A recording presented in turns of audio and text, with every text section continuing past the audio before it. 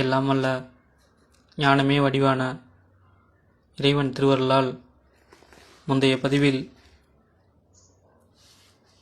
திருவள்ளுவ பெருமான் ஒரு பரிபூர்ண ஆச்சாரியனாக தன்னை எப்படி பதிவு செய்துள்ளார் என்பதை பார்த்தோம்.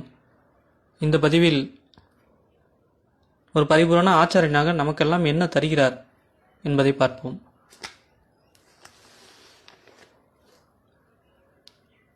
ஒரு குருவின் சாராம்சம் ஞானம், மாணவனின் சாராம்சம் அறிவு. ஒரு தனி மனிதனின் பரிபாலனம்தான் சமுதாயம்.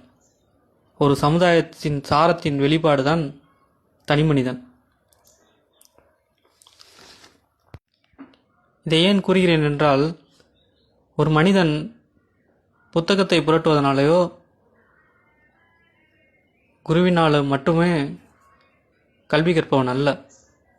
இம்மண்ணில் பிறந்துவிட்டாலே பார்ப்பது, கேட்பது, நடப்பது, நினைப்பது, சொல்வது, செய்வது, செய்யாமல் இருப்பது என அனைத்தும் கல்விதான். சரி, அப்படி என்றால் ஒரு குரு ஏன் தேவைப்படுகிறார்?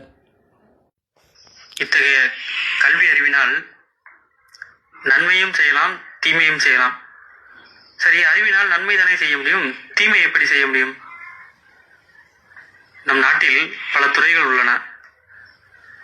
ஒவ்வொரு துறையிலும் பல பதவிகள் உள்ளன. பல்வேறு பதவிகளிலும் பல்வேறு பணியாளர்கள் வேலை பார்க்கின்றனர்.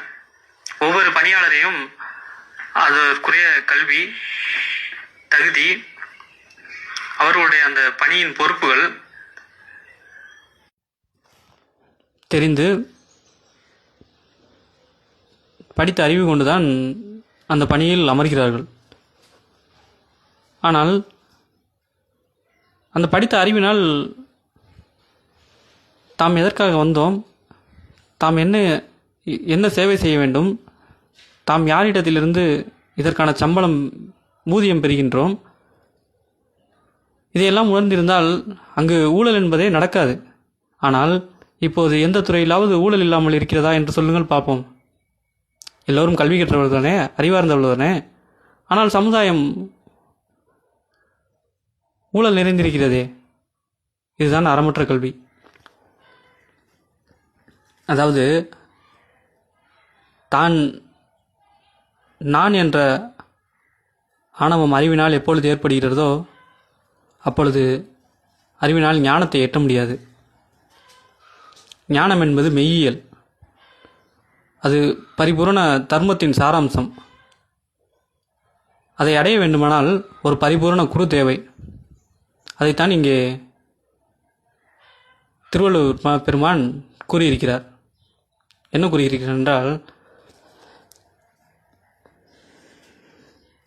முதலில் அறிவினால் தன்னடக்கம் வர வேண்டும்.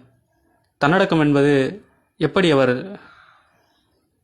வெளிப்படுத்தியிருக்கிறார் என்பதை இப்பாடல் மூலம் பார்ப்போம். அதாவது, நான் பாடலை இயற்றுகிறேன், ஆனால் இப்பாடலில் உள்ள எழுத்துக்கள்